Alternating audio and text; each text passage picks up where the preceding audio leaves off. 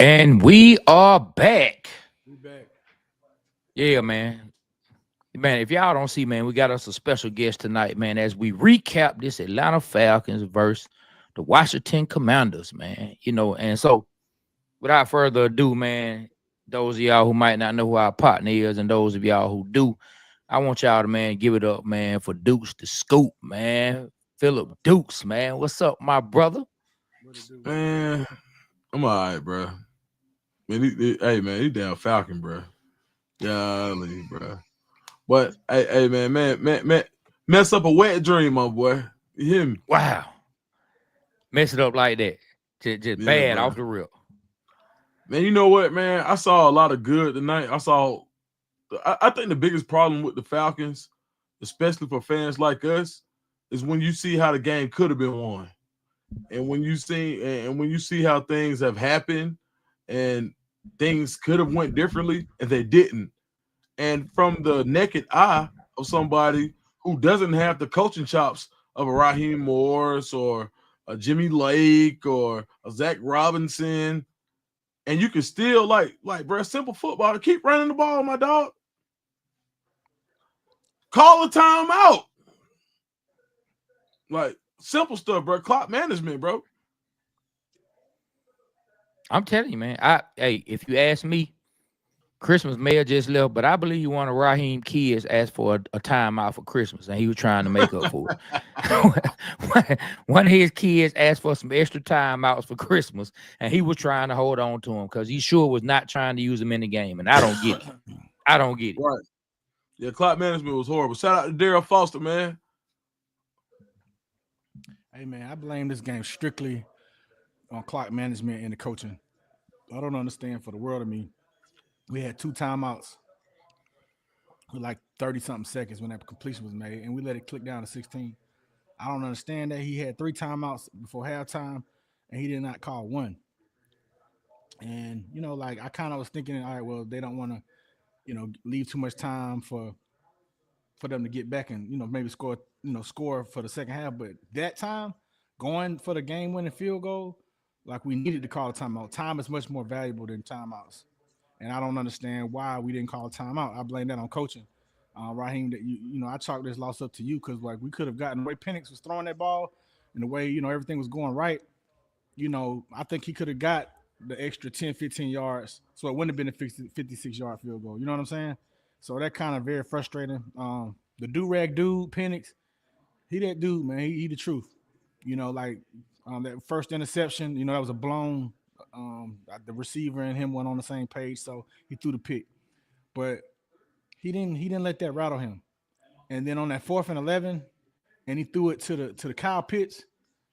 That showed me something. We got something, man. He got ice in his veins. So we should have something to look for. We still have a shot to make the playoffs. If Tampa Bay loses and we win, we still have a chance to make the playoffs. But that's the Falcons had their own destiny in their hands. They were won tonight. I blame Coach for not calling that timeout. I think our momentum was going, and we would have gotten close enough to make that field goal. And I don't understand why would we sign somebody that can't make a 50-yard field goal. You understand?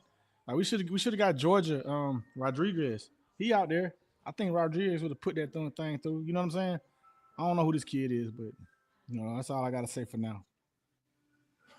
Man, go ahead, Dukes. What you got to say, my brother? What you Yeah, got you to say? saying plenty, man. Like, no, I agree. I just feel like one, yeah, clock management was horrible. That's one of the biggest things when we talk about head coaches, where why we say guys who have the pulse to be a head coach. It comes down to clock management. That series before halftime was huge, right? Where you give up a lot of time. Going down the last series when you get to 7 seconds left, like total mismanagement on the last drive of the game, um, where you had an opportunity to get uh, um, a closer field goal for if anything, and you take the timeouts with you. So we have two um, instances where clock management was the major issue.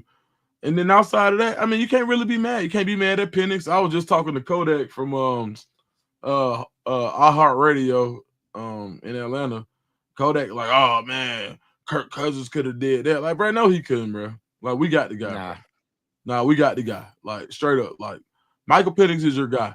That fourth down touchdown pass that he threw that post, when he put it in there, he put it in a place where only Kyle Pitts could make the catch. Shout out to Kyle Pitts. He's been much maligned this year, and he literally made one of the biggest plays of the year. So now you think about it and you say, are the Falcons really a playoff team, top to bottom?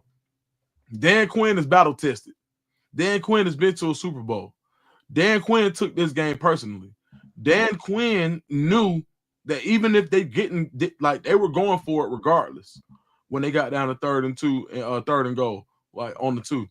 So you got a guy like Raheem Morris, who I love. I like Raheem Morris, but sometimes experience will show itself, and today it showed itself in a bad way for the Falcons. And I think going forward, you really have to look into the Falcons as a whole, top to bottom, from special teams on up, and you have to say, do we have the right people in the right places? So going forward, a lot to look forward to, but at the same time, Yes. a lot left to be desired. No, I'm with you on that 100%, man. When I look at the game, right, and we talk about momentum, because I mean, there's so many things to talk about. So everybody just rock with us for a second, right? I'm gonna go back to where I felt like the game turned on us, and I'm not blaming any person. I'm just recapping what happened and things when the game turned on us. Man, we come out in that second half, shut them boys down. But on third down, Malone got a little handsy on that route past the 5 yards where you can touch, and he got called for the holding. That gave him the first down. From that point on, that boy Jaden Daniels ran for a first down or 2, loosened up the defense, loosened up the rush that we were able to come with, the pressure that we were sending, man, escaped the defender here and there, ran, like once that happened, man, like our defense seemed to be broken down somewhere, and the tackling. The tackling on was the 3rd off and tonight. 15. To your point, that was 3rd and 15. Yes. Yeah, And we got a sack on that play. Everybody got a sack. Yeah. We got a sack on that play. But once the momentum changed, when they went on that long drive and Jaden Daniels was picking up yards here and there, 5 yards here he pick up, or maybe 15 there. Then that running game started getting going. Then the lack of tackling started to come into play, and it just started to break us down. And then come the next drive, they went on another long drive, and that had to be deflating. But even through all of that, even through Michael Penix sat there on the sidelines so long, they probably had to swap out do-rags at one point. They just didn't show it on camera. I bet the man had a new do-rag to keep the waves fresh because the other one had been sitting too long. And by the time he got the ball, man, like the man showed up in a pressure situation. It was some throws here and there that Michael Penix, I'm sure, would want back. It was some overthrows where he could have hit. And I mean, even Chris Collinsworth, for the people who talk about Chris Collinsworth, he did make a good point. There's a couple times Penix could have put it up high to let his big wide receiver and his big tight end / wide receiver make a play on the ball, do some jump balls. But overall, man, I think Penix looked good. And I feel like even though this game hurt to lose and it knocked down the percentage of chance that we had to make the playoffs, I feel good about Michael Penix coming out of this. I feel real good. And Raheem, I don't know what you're going to do with them timeouts. You can't use them next week, my guy. You ain't starting out. You ain't starting the game out in the first half with 6 timeouts because you want to save 3 this week. Stop it, my guy. Use your timeouts. No, absolutely, man. And to your point, like, even with Penix overthrows, I was just arguing about this, but those overthrows allowed you to get some of those pass interference penalties because those are throws that Kirk Cousins doesn't even make. And if Kirk Cousins attempts some of those throws, they're interceptions because they're egregious underthrows. He doesn't have the juice anymore. And it's nothing to, and I love Kirk Cousins as a person. I love what he brought to Atlanta. I love the energy. I love the excitement. But there are some physical limitations that he has that Father Time will put on you. And Michael Penix is younger by far, and you see he has an electric arm. He sits in the pocket in a way where he's not as elusive as Daniels, but he does have a sense of elusivity that allows the defense to kind of play on their heels a little bit because you don't know if he is going to run. And I think going forward, he like that's our guy. And you know I was mad when they drafted him. Because I said, why would you pay somebody $100 million and then draft somebody in the first round when you know we need a pass rusher?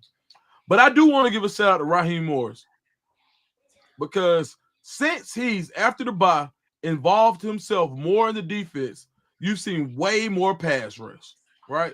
So the defense played decent. If you give up, what they give up tonight? 31? 20. What was the final score? 31-24. 32. Yeah, 31-24. 31. If you give up 24 in regulation, you should win. Yeah. Sorry guys, man. My family just came in to see me. Happy birthday, man. Cause 12 o'clock hit. Oh, sorry, everybody. If you see me here, smile. You know, y'all can actually come sing it. Y'all can just sing it now.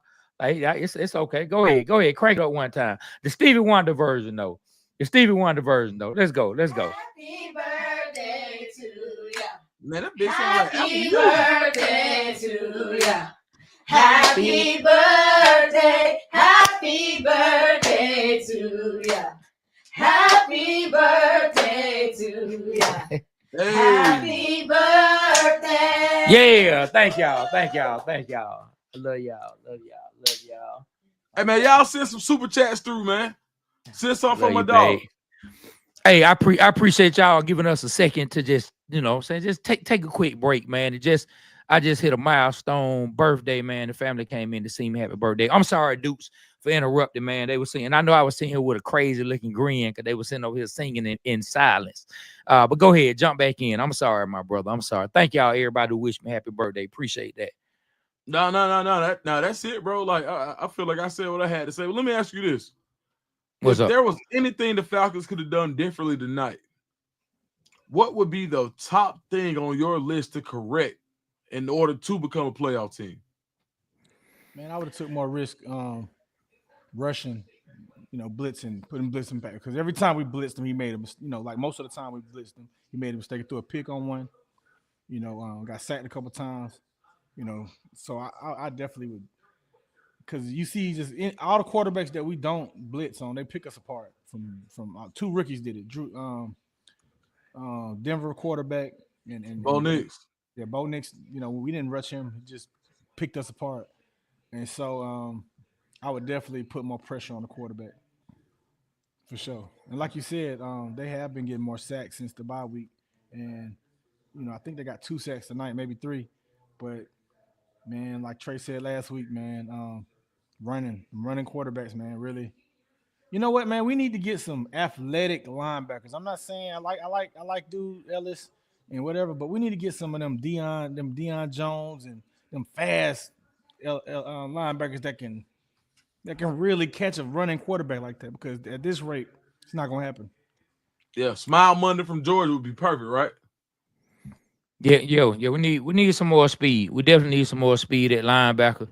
Man, boy, what I wouldn't give for a linebacking core that looked like Patrick Willis and Navarro Bowman. Man, boy, what I wouldn't give for a linebacking core that looked like that, man. So bringing pressure, the pressure was really helping us out tonight.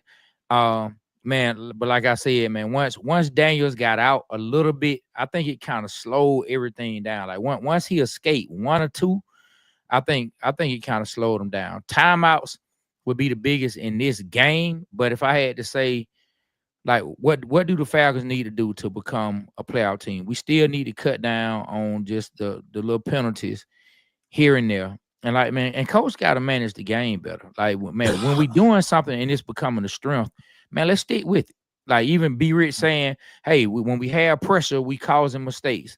Okay, why go away from it? Now, mind you, like I do have to be real. Once he escaped 1 or 2, it kind of changed your defensive coordinator's thought process. Because you see Jaden Daniels break for 10, 15, and he can actually take it 60, 70. It kind of changed your thought process. But, man, start still with what's working, man. You run it down their throat, keep running it down their throat.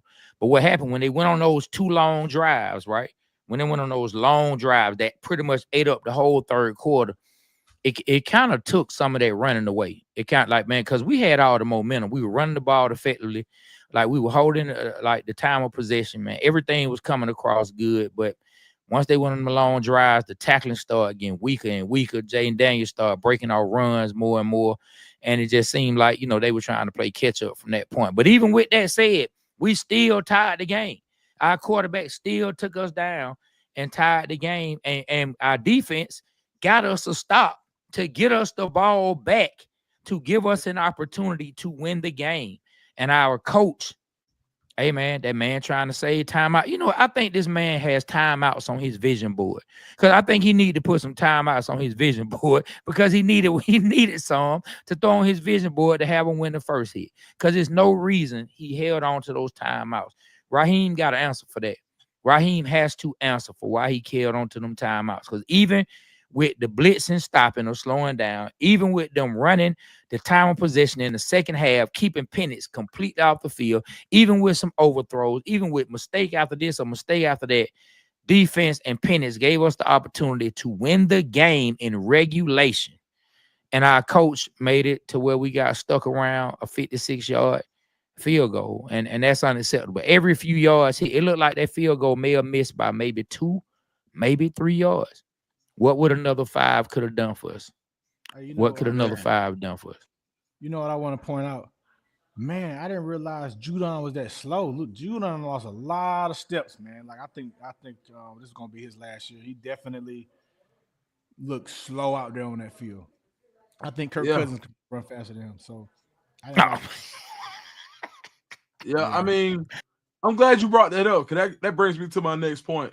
For a team that has a quarterback like Daniels, who's elusive, who can run, who has really good straight line speed, right now in today's iteration of the Falcons, without Troy Anderson, who do you even put in the spot? Like, who do you put in the spot? You can't put Judon in the spot. Linebackers, man. You can't put Lamb in the spot. You can't put Ellis in the spot. You can't put Bertrand. Possibly Bertrand, right? Yeah, they had to. Bertrand was who they kept sending. They kept sending Bertrand when they kept dropping Caden Ellis back, faking like he was gonna rush. They dropped him back, brought Bertrand through the gap, like, because he the only one really with the speed. I kept seeing people say online, "Hey, we got to spy with Ellis. Spy with Ellis." Ellis is a good rusher, like Ellis is, but I don't think Ellis has the speed to hang with a Jaden Daniels, a guy that we have seen can take it 60, 70 yards. Like, that's a lot of speed, man. When you talking football, dog, like, to your point, it's speed and it's agility. When you don't got no hips, bro, like, you can take the fastest guy in the world, but if he don't have hips, he can't open up the gate and get to left or right, right? And what Jaden Daniels was doing the whole time was giving him that same move. I'm running to the right, put his foot in the ground, and get left every time. And they were literally just falling down like he was doing, like the Monstars when they seen Michael Jordan, bro, in Space Jam. Same thing, bro. They was just falling down. Like, oh my God, Mike got the power. Like, bro, man, come on, man. They fucking tripping today, man. Like, I'm out here with my little boy, and I'm just, and it was basically teach tape for me tonight. Cam 11, and all we talk about is tackling, because that's his best part of his game, is that if he can't do nothing else, he can tackle. And I'm telling him, like, bro, like, break down. So seeing people with, like, throwing their shoulders and getting bounced off of by a quarterback or a running back, how many times did we see people in the secondary tonight bring their shoulders? You got to bring your arms in football, bro. I don't care what level you on, bro. What say, Be Rich? What you got to do, Be Rich? Wrap up, man. Wrap up. Put your arms around them, man. Like, they kept trying to shoulder tackle them, man, and it wasn't working at all. Man, look, speaking to Be Rich saying that, I know y'all remember the play. Third down. I mean, and who knows? They may have gone for on fourth, or maybe it was a fourth down. I just don't remember. The Commanders was on one of their long drives. Daniels dumps it off to the receiver over the middle, or maybe it was the running back coming out the backfield. He was close to getting the first down. One man caught him, held him up. Our next guy, one of our DBs, came in, and instead of wrapping him up right there at the line to gain, instead of wrapping him up, he went in with the shoulder. When he went in with the shoulder, remember the offensive player had his head down. The defender comes in with the shoulder, and instead of grabbing the man and keeping him from moving another yard, he hit him with his shoulder, bounced off of him. Old boy was able to get back up, stretch, and get the first down. Had he just run, wrapped up, he would have been square, wrapped him up. He would have had the leverage. Old boy was already facing down. Man, he would have stopped them from getting the first down. But everybody going for them kill shots. Everybody trying to go for the shoulder, go and knock somebody out. Like that just seems to be what everybody's going for. You know what they call that? They call that your feet going dead. When your feet go dead, you lose leverage. Now, it's a 50-50 chance that I'm big enough and I'm fast enough to throw my shoulder and you're going to go backwards. But if you have the momentum, it don't matter how big you are. If your feet go dead, you cannot make that tackle. What do they say? What did they teach us when we was little? Bro, dry your feet. Bring your arms, bring your ass, dry your feet, bro. Am I lying? No. No. This ain't rocket science. Yeah, it's football. I want to take the time, man, let everybody know who we are. And then, Duke, I want you to let everybody know who you are. You know, we got a lot of people on. We are the Water Boys. Trey, tell us about our what's our motto, man? Hey, man, we are the Water Boys show, man, on with our partner, man, Philip Dukes the Scoop tonight, man. So my name's Trey. That's my partner, B Rich. If you haven't heard of us before, we are the Water Boys show. Born and raised in the city of Atlanta. We always say, man, we represent Atlanta because Atlanta represents us. Why do we call ourselves the Water Boys? Hey, man, we might not be good enough to run around on that pro field, but we pros and Hall of Famers behind this mic. And we know enough about the game where we can talk it. And we close enough to the game where we can talk about what's going on. So if you haven't heard of us, man, rock with us, man. We've been doing a lot of dope things. And for those of us, you know what I'm saying, or those of you that are out there who know about us but haven't heard of my partner Duke, so I'm going to let him tell you who he is, man. This is all family right here on tonight. No, for sure, man. Man, I appreciate it, man. Thank you to the Water Boys for bringing me on. I consider myself to be an honorary Water Boy. Be Rich and Trey been really good to me. And man, Philip Dukes, Southside Atlanta College Park, formerly of 24/7 Sports, CBS Sports, formerly of On 3. Right now, I'm with Well Off Media. Actually, I got on the Well Off hoodie tonight with Deion Sanders Jr., the pregame network, DNVR Buffs, and also my own channel, independent at Dukes the Scoop on YouTube. Just hit me, but I've been doing college football for the past 2.5 years, and now I'm trying my hat at all sports. So, man, it's just really great, and it's really a blessing to have these brothers who are from the same city I'm from and love to give me an opportunity to come in and rap with y'all, man. So I appreciate it, man. South side to the east side. Hey, do they know what y'all did in music? I mean, now you know we don't talk about that much, man. B Rich, you want to drop some knowledge on our background. Yeah, so both of us come from the music industry. Trey was an artist and a writer, wrote a lot of hit records that you may have heard. Also, we managed some good artists. You know, my first artist was B.O.B. I discovered him, and we took him through there, man. Went all over the world. I managed Kevin Gates. That was pretty good. I mean, that's where we come from, man. And Trey has been around like my best friend in this music industry. Yeah, so we don't really talk about that, but we had a lot of guests. If y'all haven't noticed, go to our YouTube channel. We had Roddy White, Champ Bailey, Pastor Troy, Ryan Cameron, John Abraham, William Moore. So we definitely are tapped in, and we definitely are going to have more guests on there. And Dukes is official Water Boy, and we're going to be doing more of this just because that's our guy, man. We're proud of him, the accomplishments that he's been doing. Really proud of you, man. Shout out to you. For real, doing your thing, man. Like you inspire us to get to where you are, man. So continue to do that. Man, look, I'm gonna give y'all a real story. 2004, Jay's place on the east side. First time I ever saw B.O.B. I think B Rich had the matter of fact, I think Playboy Trey was in a group with Bo Hagan. Who am I? I'm Bo Hagan, being me. Yep, Georgia Dirt. Dirt. Yeah. And my man B Rich had the spot on lock back then. So a lot of people don't know I used to rap.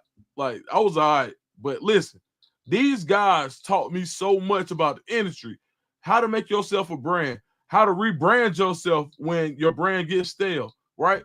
And I take all of these things into consideration when I became who I am today. So that helped me become Dukes the Scoop from P Dukes. So, man, I just want to give y'all a shout out. Make sure I gave y'all flowers because, man, we've been rocking so long, man. We took what? I said 2000. That's 20 years, bro.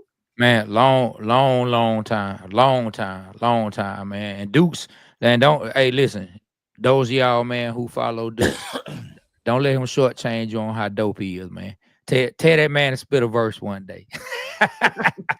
I'm gonna put him on the spot like folk put me on the spot. But now, Man.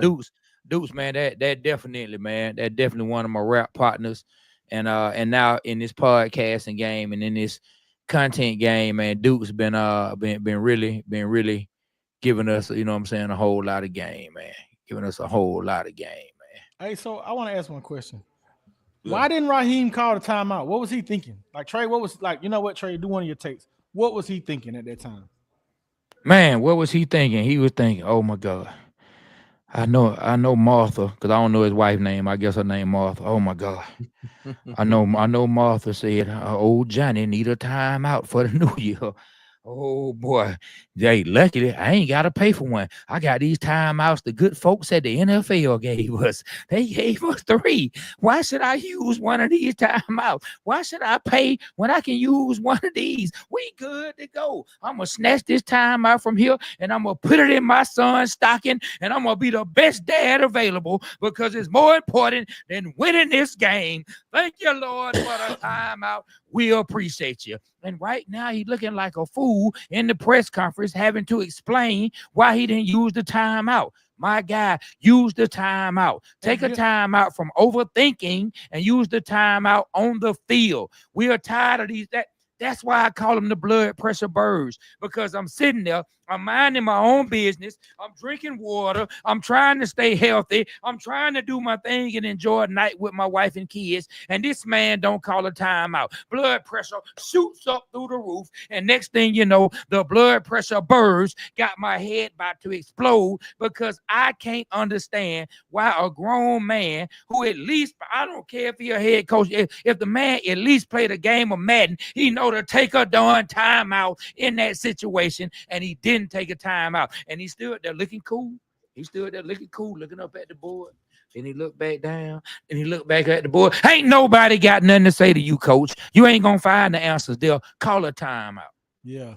And speaking of the blood pressure birds, if you guys have had a chance to see Trey wear it, that's the link right there to where you can get a shirt. I mean, a hoodie of it. It's very dope, man. I really would like y'all to support us and click the link to 285clothing.com and, you know, get your pick of the dirty bird, the blood pressure birds, as Trey calls them. You know, we love to see y'all support on that. Shoot, where do we go from here, y'all? Like, I mean, we still have a shot, but I mean, is New Orleans gonna beat Tampa? Yeah, where do we go from here, Dukes? What you thinking, my brother? What you thinking? I think this was your playoff game tonight, right? And I said this all day long. Like, if you don't beat Washington, why go to the playoffs? Why mess up your draft seeding, you know, by a couple of picks if you can't go deep in the playoffs? If you can't beat Washington, you can't beat nobody. And not in the NFC. Like, when you talk about the playoff teams, are you going to beat this iteration of the Eagles?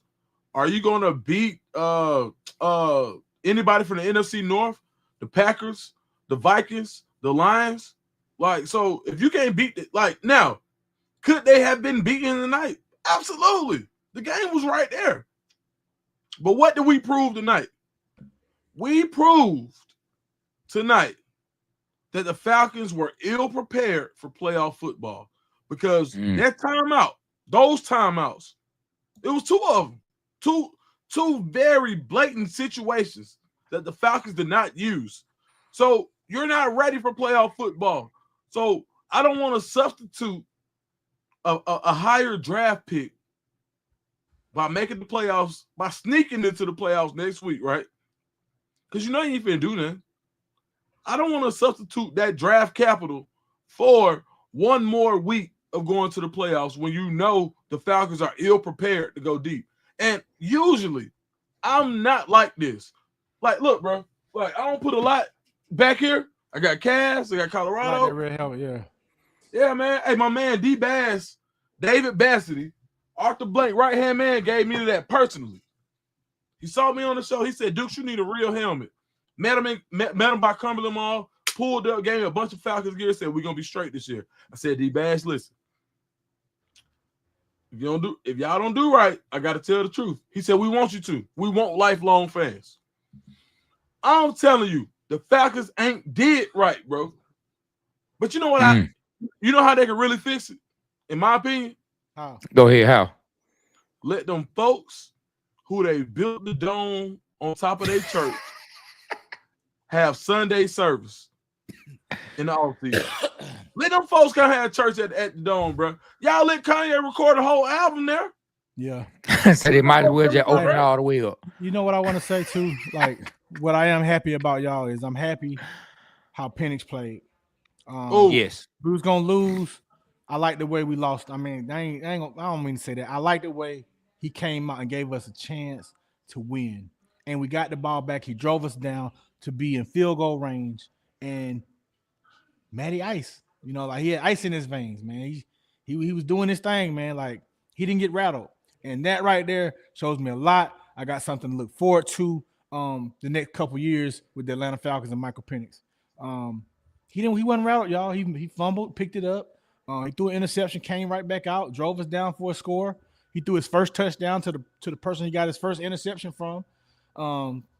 Hey, Kyle Pitts, man, that was a great catch. Hopefully that builds your confidence and help you to become the player that you need to be. But yeah, man, Michael Penix, man, you did your thing. You need a 4XL hoodie, man. Click the link, man. Daryl, click the link, man. Click the link. Hey, let me say, let me take the opposite side, right? And I agree with you. I agree with you. Trust me. I agree with you. I feel like we have something to look forward to when it comes to Penix. I'm excited about where it can go. But let me take the opposite side, right? Let me take the opposite side of the uncle or the dad or the partner who might be our age, who been watching the Falcons and been watching them lose, who watched the quarterback that they was in love with go to prison, who watched their team blow a Super Bowl, who watched the Cowboys, man, beat the Falcons, you know what I'm saying, in 1980, who watched Deion, who watched them let Deion get away, who watched Brett Favre get traded, who watched all of that. And they say, I don't feel like saying I got something to look forward to. I want something now. Don't talk to me about it, boy. Oh, hey, a week in the hole is only good for a new job started. I need my money now. I need results now. I don't want a week in the hole. I'm coming in to get paid today. So I need the Falcons to pay up and win today. So what do you say for those fans who feel like, man, I'm tired of blank selling me the next year. I'm tired of the hype videos. I'm tired of all this. I want to see some results on the field. And why not see our guys shine now while growing at the same time? What about those fans? Well, I like to address that. As far as those fans, I want to say it could have been Kirk Cousins. We could have lost and we have a nasty taste in our mouth right now. We would be like, damn, where we go? We got a chance to see Michael Penix come in and try to save the day. So, you know, he gave us a chance, y'all. We had a field goal. We kicked it. The shit was straight down the line, 4 yards short. I mean, that clock management, we have to blame Coach Morris on that. Hopefully he learns from that, because I didn't understand why he didn't call a timeout. I mean, that would have gave us time to rest. That gave us time to come up with a good play, and that gave the time to just reset. You know what I'm saying? And, you know, do what we do. But, you know, Trey, other than that, man, I don't know what else we can say to them, because, like, I'm upset. But like Duke says now, you know, this draft pick, where do we go at the draft? I said we go all defense. I said we do defensive tackle, defensive end, and linebackers. All defense. I don't think we need anything on offense. Maybe offensive lineman. But other than that, all defense. Defense. I hope one of them Georgia boys follow us. I hope we can get a dope-ass linebacker, man, somebody that can cover sideline to sideline. Because we need that. Because in our conference, we got Baker Mayfield who can scramble. We got Bryce Young who can scramble. And who knows? I mean, New Orleans may get a good quarterback. You know what I'm saying? But we definitely – I mean, in the NFL, man, most all the quarterbacks can move around the pocket and get on. And one thing I was impressed about was Michael Penix stay in that pocket. And you got to give your boy Caleb Coleslaw McGarrett, man. He did all right the past 2 weeks, Trey. You got to give him some... he did. Yeah, he did. He was not the liability that I have felt he has been over the years. You know what I mean? Like, do I still feel like that was not? Go ahead. What you say, Dukes? That was not a hole. When they called it a hole, it was. No, it was not a hole. Even the expert analyst that do all the penalties, he said it wasn't a hole. No, it wasn't a hole. No, Yeah, he wasn't. Oh, he didn't grab any jersey. Old boy slipped. Once he slipped, McGarry used his momentum against him, put that hand on top of the back of his shoulder, and was able to just push him down. No hold, no grabbing. Used his momentum against him, man. Old karate move on the old line. Yeah. Let me ask y'all in the Used his chat. momentum Let me against him. ask y'all in the chat. Who do y'all want to see the Atlanta Falcons get in the upcoming NFL draft? Go ahead and put it in the comments. I'll post some. I'm gonna share them. All right, Dukes, what you think, man? What Trey said. Man, like, for real, as far as what, for people who want it right now, I want to take people back to when there's a clip that came out on NFL Network some years ago, the first year of Kyle Shanahan in Atlanta, where him and Matt Ryan were sitting before the Super Bowl season. I know that's a sore spot, but him and Matt Ryan were sitting on the bench, and Matt Ryan was looking at the concepts, and he said, man, I can't wait till next year. Because when you have 1 year in an offense, you're kind of at a disadvantage. And we know that that coaches and offenses and quarterback coaches and coordinators are very fluid in the NFL. But there's an advantage to year 2 because you get to know it. And year 2, Zach Robinson is going to be so much better than year 1 Zach Robinson. Like, you're running basically the LA Rams. The LA Rams. I be forgetting where they at. They don't move so much. Yeah. But you're basically running Sean McVay's offense, right? Quarterback coach who became an offense coordinator. We could have been run. So you got 2 schools of thought in the NFL. And the main one is the Shanahan offense, which Kyle Shanahan, McVay, LaFleur at Green Bay, who was the quarterback coach for the Super Bowl team, right? Yep, McDaniels. Come on, bro. Like, yeah, old boy up in Minnesota. That he came from that tree as well. Come on, man. So we got one of these guys who have the quote unquote offenses in the NFL. So you just want to see a guy like Michael Penix be able to become comfortable in that offense without having to use all of his athletic energy. Because one thing about Jaden Daniels is they're going to figure him out next year. Like, you see what they did with CJ Stroud year 2? It looked a lot different. Yeah. So, and I don't wish no bad on him. But Penix, we only seen 2 games of this, and he's already grasping the offense. So to answer your question, Trey, for the people who say we want it right now, I do too. But if you can be a little bit patient, the upside on Penix in this offense is way high. Yeah. Because you can't think of anybody else who has his athleticism on that tree but Jordan Love, and look what he's doing. Two things I want to say. Shout out. I must say I was a hater when he signed his contract. AJ Terrell, hey man, you seem like you a number 1 cornerback, man. You had a great game, man. They seem like they don't want to throw to your side as the past couple of weeks. You're making tackles, and you're breaking up balls. So I want to give a shout out to you. You earned that check. I know earlier this year I was kind of upset, like why we give him this money, and he's proven that he's worth the money. Southside. Yeah, Southside. The second thing I want to say, damn, what I was about to say, I forgot. Go ahead till I remember, Trey. No. Like, I appreciate you, my brother. I appreciate you because, hey, if we could be man enough and shoot some kind of apology over to DeAndre Hunter, we damn sure can give AJ Terrell one for like just because, like, when you're at cornerback, you over there on the island a lot of times, and cornerbacks, they get beat, and once you get paid, be rich, we have had this conversation.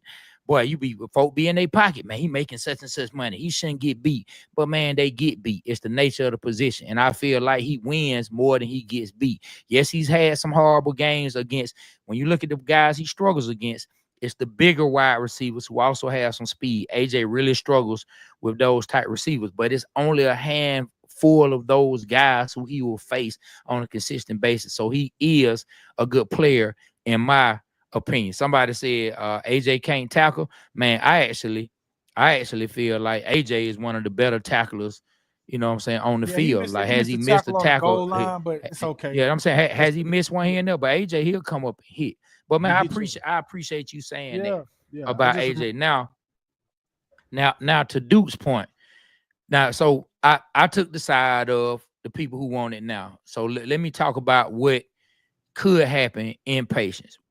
The one thing that we can look forward to if things progress. Number one, the second half of the season, and I'm breaking the season up not by games. When I say first half and second half, I'm talking about before the bye for the Falcons and after the bye.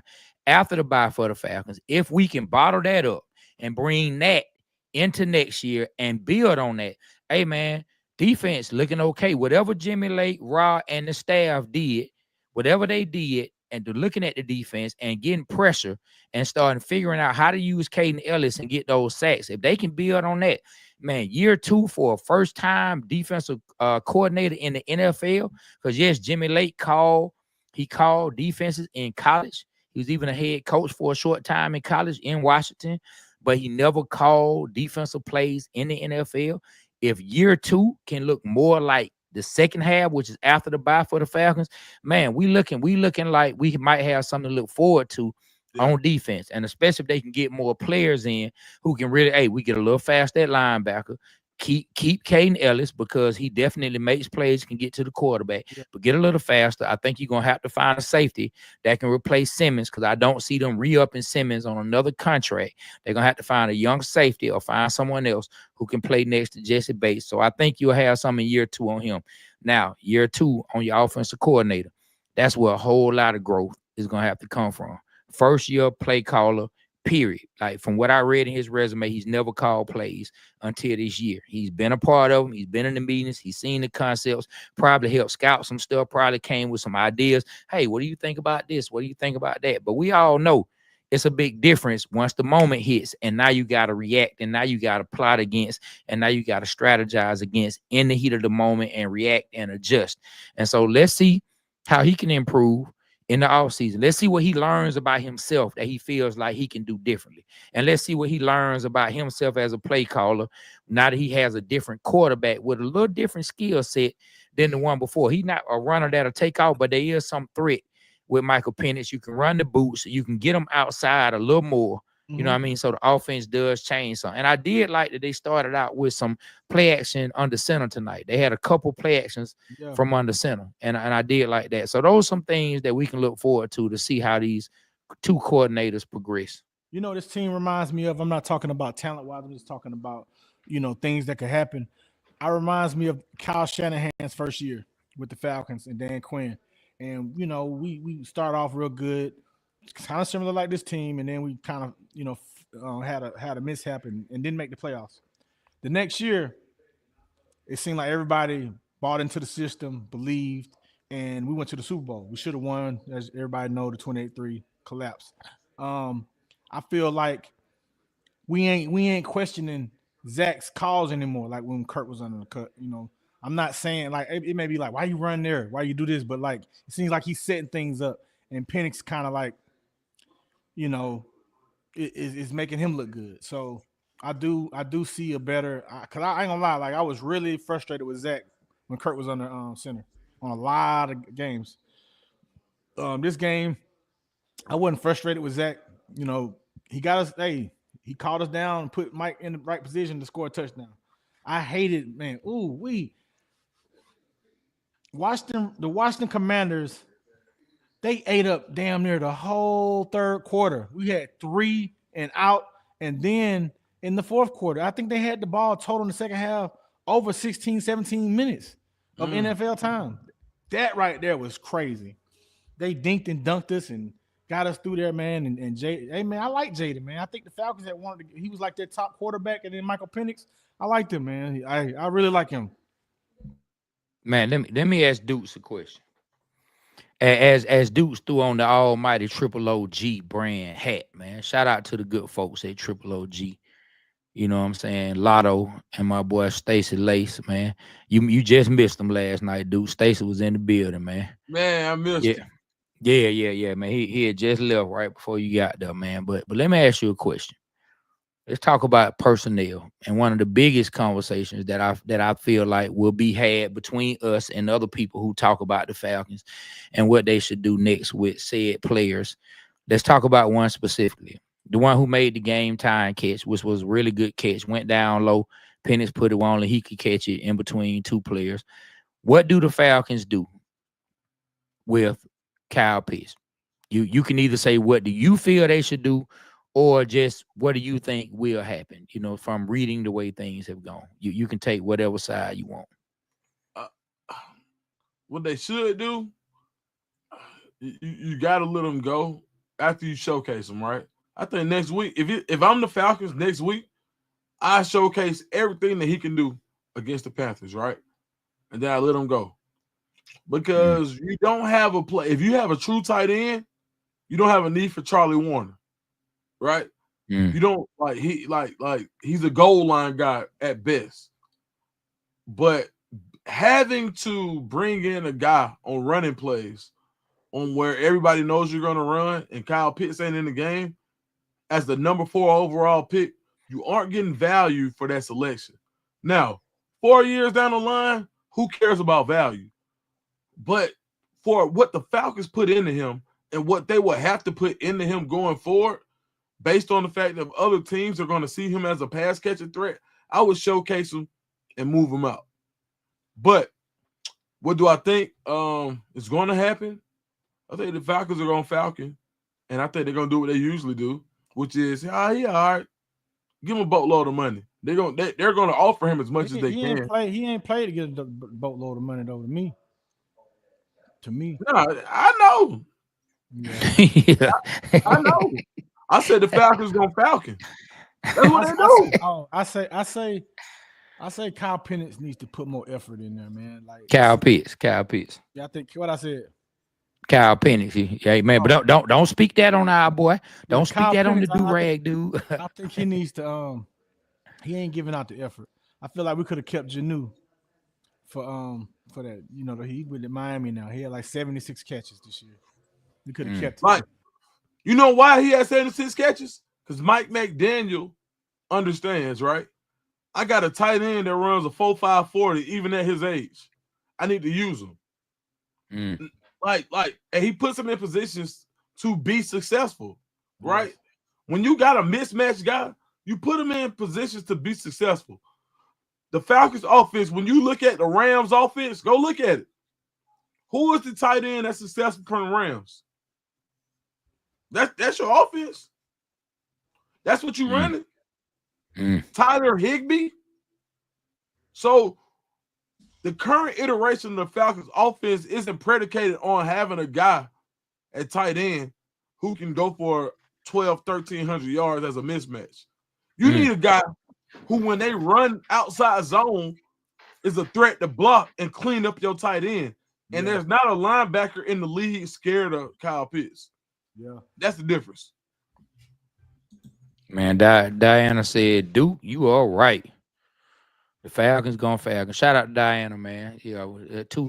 That's one of my wife friends. Shout out to Diana, man. We appreciate you always coming through, showing love to us. She said the Falcons going Falcon, man. It's frustrating because, I never want to become I'm just going to speak about my personal experience with the Falcons, right? I have always tried my best not to become a fan that would get so frustrated with the Falcons to where I started to talk negatively about the Falcons. But man, I'm telling you, it just seems to be things that happen again and again that I still might not talk negatively about them, but I start to understand why certain people be frustrated about it. I started to understand why my daddy laughed when it comes to the Falcons. My dad's 79. We talk about the Falcons, he just busts out laugh. All right, yeah, well, I hear you, son. You know what I'm saying? He just busts out laugh. Yeah, the Falcons gonna do. I hear you, son. You know what I mean? I understand it now because it's just some of the things, even with the Kirk Cousins thing, we understand they took a big swing. They took a big swing. They did not want to be without a quarterback. Arthur Blank was feeling quarterback broke, and he said, I'll never be quarterback broke again. Pay for one and then draft one and make sure I got a quarterback. I'm never going through DeMarcus Mariota, Desmond Ridder. I'm not playing that game again, my guy. I don't want to be quarterback broke. So I understand they took a big swing and they were hoping it was going to work out, but it didn't. Everybody else around the league, everybody else in the media, even folks that were pissing me off to him down our Atlanta Falcons, they said it wouldn't work out. And essentially, we paid what? 14 games, $100 million for 14 games, and a broke Achilles. And yes, I know it ain't broke, but I'm saying that because that's what we call it. It's broke. I don't want to hear nothing about a ruptured or torn Achilles. And so the Falcons, in a lot of situations, man, the Falcons, they end up falconing. Who holds on to timeouts like that, my guy? Like who? Like Raw? What? Why you holding on to timeout? Like we gonna keep talking about it because you need to answer why you held on to them timeouts. And I don't want to hear no stats off of losers. Holding on to timeouts off of losers. That's what's for losers.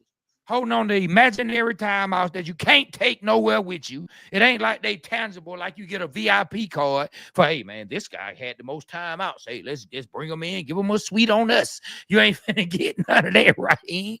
Why you holding on to the timeouts? And it just further adds to the feeling of what Duke said, and it make you feel like the Falcons gone Falcon, and it's frustrating. It's frustrating because here we are about to end another season, and these blood pressure birds got you feeling a certain kind of way.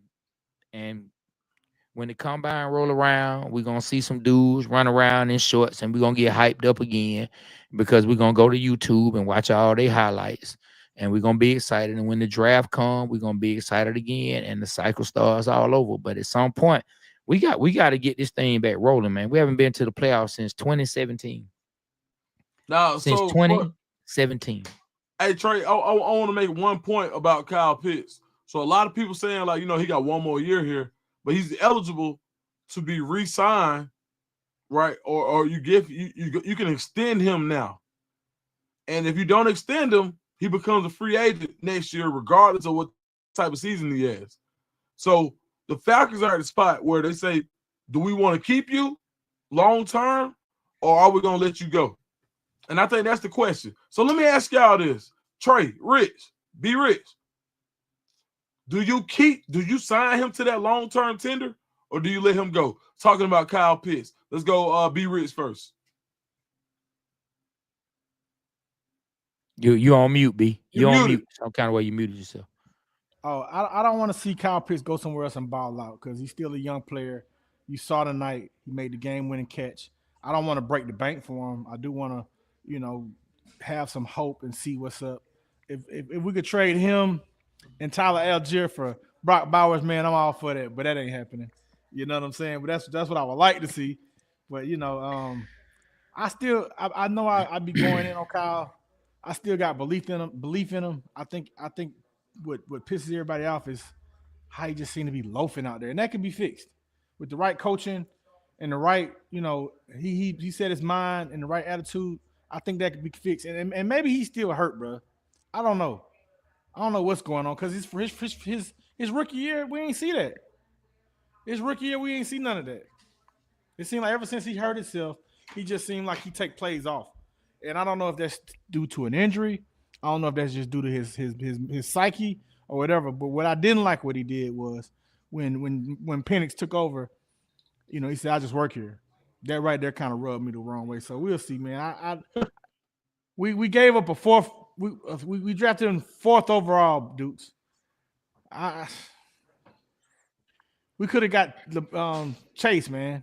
Jamar Chase the next pick. There's something in with the next pick. That's and so I don't want to concede that this is just the bust, man. I want to see. Hey, you know what made me mad about that, bro? So we all saw what happened with Jamar Chase and AJ Terrell in that championship game. And you still draft Kyle Pitts. That was crazy to me. Dukes, let me tell you. I was having this discussion in the barbershop. Not about Kyle Pitts or Chase, but we were having a discussion about Chase, about dope pass catchers. And everybody that year, for whatever reason, in the shop that I go to, they were down on Chase. And I said, bro, it's only because he stayed out the COVID year. Like we were just getting back into the shop. I say it's only because he stayed out the COVID year. I said he ain't forgot how to play. It was just 2 seasons ago that he was busting folk across the head out there on the field. Like, man, him and Burrow were killing it. I said, so what? He stayed out the COVID year. Everybody, you think he done forgot because he stayed out a year of football? You talking about a 19, 20-year-old missing a year of football? How was that hurting him? How is that hurting him? He ain't gonna do nothing but come back stronger, and he gonna come back fresher. Nah, man, I don't know, man. Like, yeah, man, but I mean, he ain't played a year. Bro, stop it. And the Falcons should have been able to see that. Yeah, he might have stayed off a year, but like you said, the last game he played was a game he was busting folks across the head in an LSU uniform for a national championship. Yeah. Busting folks across the head, man. And our first round pick, and I love AJ Terrell. You know, he from over here. I love him. And his baby brother, I love Avion too. But man, like, bro, like, and when people was talking about why did we draft Terrell, I said, man, the corner, he's really good, but he just went up, he was going against somebody great. Like, if Jordan bust your ass, Jordan bust your ass. Like, it is what it is. Chase is probably the best wide receiver in the league, depending on who you ask. Like, he's top 3. You can't name nobody. You know who I'm liking? Neighbors, man, from the Giants. He looking like he could be something. LSU. Another receiver from down there. But them boy know it in the bottom. Hey, look, but I got to clear this up. I was wrong. They did, and shout out to my man Trinity in the chat. I looked it up too. So they picked up Pitt's option already last year. That 50 option. He's getting $10 million right now. Would you? So you can let him go this year. What you do? I ain't letting Pitts go. He got the game winning catch. Let's light a fire up on his ass. Tyler Batty. Yeah. So, hey man, all it is opinions, and if I'm wrong, I'm wrong. At this point, I see if you can go ahead and trade him, man. Try to go ahead and fill that position, man. Like I'm tired of, will he be DeAndre Hunter? I don't know. DeAndre Hunter stepped up out of nowhere. You know what I'm saying? For the Hawks and got us like, damn, maybe we were wrong about shout out to Hunter, Hawks. but like Kyle Pitts, I mean, what has he shown us in the years where he's been healthy? We keep saying he had no quarterback. Yeah, okay, he might not have had a star quarterback, but show us signs game in and game out where it look like, hey man, Pitts can't be stopped. And it could be the OC. And if it is the OC, why do you need to keep him? Because obviously you don't know how to use him anyway. So one way or the other, if it's the OC or if it's Kyle Pitts, you seem to have somewhat of an issue. If you can get something for him, I ain't gonna lie, man. I say let's go ahead and make the move. I say let's go ahead and make the move and figure out what else you can do, man. All right, look, I know both of y'all boys know y'all way around the kitchen, man. Like, y'all ever see somebody who like cook and do too much with simple stuff? Yes. Where it's like somebody might have a hamburger and they want to add, I'm gonna put grapes in the burger. Or just some bull. Yeah. Like, I ain't saying y'all seen that. But somebody who can do too much with simple stuff, right? Grapes. Or I'm gonna have 9 cheese macaroni. Like, bro, why did nigga? I didn't even know it was 9 cheeses, right? You feel me? Yeah. Like, that's what the Falcons do with the draft. Like, think about this. You got premium draft capital in the number 4 overall pick with Kyle Pitts, and you get one of the least needed positions to be a champion. One of the least. Like, you gotta think about it. All right, let's break down how teams build. Number 1, you need a quarterback. When you got a quarterback, what you got to do? Protect the quarterback. Get him someone to catch it. And then what? If you can't protect him, you got to go get him. You needed a pass rusher. All right, if the pass rusher get there, what you got to do? Have somebody throw it to. And then when you throw it to him, you need what? Somebody to pick it off. You need a corner. That's the first 5. Yeah. But nigga, we went and got a tight end. And then came back tight to a running back. When Jalen Carter was sitting right there. And I love Bijan. But we had Algiers, bro. You could give Tyler the ball 20 times a game, bro. And I love Bijan, bro. I think he's great. But would I rather have Bijan or Jalen Carter for what we need? Bro, Jalen Carter's generational, bro. Like, and you can find a running back. You might not find a running back to be Bijan, but you can probably find a running back who will get you closer production. That can give you at least 70% of Bijan faster than you can find a D tackle to give you 70% of Jalen Carter. Boom. You know what I'm saying? You said it perfectly. You said it perfectly. Yeah. Like, what? Hey, let me ask y'all this. Put this on the show. What do the Falcons got against UGA players, bro? Drafting them. I don't know, bro. I know we need to Man, get one of the linebackers, man. We ought to talk about that for sure. Hey, y'all, click the link in the to our YouTube. Follow us. I put it in the chat. It's on the screen now. It's the Waterboy Show 404. If you want to search for it or click the link, y'all follow us, man. Support, man. Thank y'all for tuning in, man. Hey, Courtney Brown. Courtney Brown said the Falcons drafted a defensive player in the first round who is no longer on the team when TJ Watts was on the board. Yep, Tack McKinley. Tack McKinley. I'm gonna That's get the fucking exactly what it was. quarterback. Yeah, I'm gonna get to the quarterback. I'm here to get to the quarterback, man. And he didn't do much again to the quarterback. Hey, but look, I'm gonna take a second before we get off of talking about Kyle Pitts, man. Hey, I wish I had a graphic, man, a new segment, man. That I'm calling the Nitpicking Ninja. Call me the Nitpicking Ninja, okay? I'm gonna be a little nitpicky here, and go ahead and say stop nitpicking, Trey. For anybody who wants to defend Kyle Pitts, step up and fight the Nitpicking Ninja. You want to know what I saw tonight? And if you guys were watching the replay, you saw something else that shows me why, in my opinion, you need to let a player you drafted number 4 overall to be a unicorn, to be a generational player, go ahead and walk. Your quarterback, right? Your quarterback on 4th down, 4th and goal, long at that, not a 4th and goal from the 2, long, makes a throw. A player who has been maligned, who been here before the quarterback got here, makes the game-tying catch.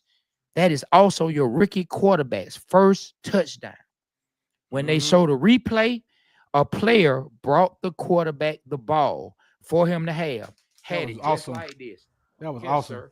Sir. Here, sir. This is your first touchdown. You deserve the ball. Let me nitpick a little bit. Shouldn't that have been Kyle Pitts? Why did that have to be Drake London? That shows you who's the leader in that situation. If you ask me, that shows you who's the leader in that wide receiving room, in that pass catching room. Man, Kyle Pitts caught the touchdown. It should have been bam. Hey, first touchdown, and we just tied the game. We just tied the game, my nigga. Let's celebrate. Way to go, boy. Good throw. You know what I'm saying? Hey, I'm number 4 overall. I'm that guy. Take the ball, man. Way to go, man. But instead, Drake London, the man who had to give him the ball. That was awesome. When I saw that. Now, that might be something most people ain't even thought of. And people can say I'm nitpicking, but this is the Nitpicking Ninja segment. Tell me I'm nitpicking. But that shows you, in my opinion, who is a leader in that pass catching room. That shows me who the leader is. Yeah, man, listen, because that should have been Kyle Pitts. Am I tripping? Am I tripping? Nah, you're not tripping. You ain't tripping. I knew Drake London was strong when he came to Atlanta with a DL chain. I know he can handle anything. You feel me? Like that man ain't tripping, bro. Like he knew what was going on. Kyle Pitts, in my opinion, ain't that guy. So you ain't tripping, bro, because that's what you would want from a guy drafted number 4 overall. You just don't want the guy with the production on the field. You want somebody off the field who commands respect. What you think, B. Rich? Nah, I agree 100% with y'all, man. Like, when I saw Drake London hand him the ball like that, man, that was the most humbling, joyous thing I saw. Being a Falcon fan, I want Drake London to be here forever, man. Hey, and James Miller, no, it wasn't a doubt on who the leader is. It's just further confirmation that okay, this guy here, he's not a leader, because that should have been him. Yeah, I caught the ball. It's a great moment. We tied the game.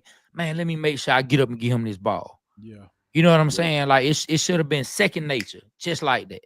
Man, you know what? But it's like back in the day when they used to say, act like you've been there before. He ain't been there enough. Yeah. He don't get it. You know what I mean? Like, yeah. He was so happy to make. He probably couldn't believe he made the catch. Like, I don't see Kyle Pitts as the guy to take you to the next level. Now, I hope he is, because I feel like the Falcons are going to invest in him. But to your point, that's what on the nitpicky part. Nitpicking. No, he's not the guy that you want. Like he's not that guy who's gonna provide that nitpick for you. He ain't. It ain't him. He's almost so nonchalant it almost hurt, if that makes sense. Yeah. Hey, so it's funny how irony works, man. we're gonna be rooting for the New Orleans Saints. You think the Saints and the Saints fans are gonna want to win this game to help the Atlanta Falcons get in the playoffs, or you think what's going through everybody's mind? I mean, it can't happen. They lost to the Cowboys. There's a lot of pressure on the Bucks. A lot of pressure. It's a lot of pressure on us going against Carolina. Bryce Young's looking good out there. You know what I'm saying? Who knows? We have problems with scrambling quarterbacks. Okay. I'm gonna say this. I don't know what the New Orleans fans gonna want. I mean, of course, New Orleans fans. I mean, I don't think they want us or the Bucks to make it. But if they had to pick one, they definitely want to kick the Falcons on down. Have a seat, sit down next to me, and let's watch off season and chill. Like they trying to get the Falcons ready for off season and chill. You know what I mean? But I will say this. I'm gonna just break down the two teams. I won't get into who wants who to win. Let's just talk about, I ain't gonna say let's, I'm gonna just talk myself about who is better suited for the playoffs. And if you ask me, hey man, I love my team. I love the Falcons, but the Bucks look like a team that's better suited for the playoffs. They got a running game just like we do. I love that little rookie they got, little number 7. Boy, that boy run that rock. Yeah, he run that rock. You know what I'm saying? That boy run that rock. The defense. Yeah, man, they still got a good defense. To me, they got I don't know what y'all think, but they still got a Hall of Fame wide receiver in Mike Evans. Yes, I think Mike Evans will make it to the Hall of Fame. I think he should. I think one day he'll be and they got a quarterback that can, but when he gets hot, when he has just one of them bad games, he just has a bad game, but he can get hot. And I believe Baker Mayfield has some dog in him. I really do. I believe Baker Mayfield has some dog in him. And I respect the coach. So I think the Bucks, as much as it hurts me to say it, I think the Bucks are a better suited playoff team than the Atlanta Falcons at this point in time. You know what I mean? They're not perfect, just like the Falcons not perfect. The Bucks not perfect. I just think they have a little more going for them than our Falcons team does right now. That's just my opinion, and it hurts me to say that because we whooped their butts. I went down to Tampa to the game. Sat in the stands, boy, I felt good when we won. I was at the overtime game here in Atlanta, but I think overall, I think they're a team that's better suited for the playoffs than the Falcons are. Yeah, for sure. Hey man, you know we could have easily lost 4 games this year. Think about that. Saquon Barkley dropping that first down, should have lost that game. The Saints games, the coup hit that long game winner, could have lost that game. And then the other Tampa Bay game, could have lost that game. And who was the other one? Yeah, that's 4 games, man, that we could have lost. You know, and I look back at it and like, damn. But I feel like the Falcons next year is gonna be kind of similar to 2016. If they get the right defensive players to really be able to go from field to field. You saw today, man, we had them slow boys out there, man. They could not do nothing with them. I like Raheem's coaching. I didn't like the fact that he picked 2 new coordinators, but hopefully next year will prove that they've learned and will be better. But I see a positive outlook on the Falcons, y'all. I really do. I like I said, I love the way Penix played today. He showed me something. And at 4th and 11, I was like, damn.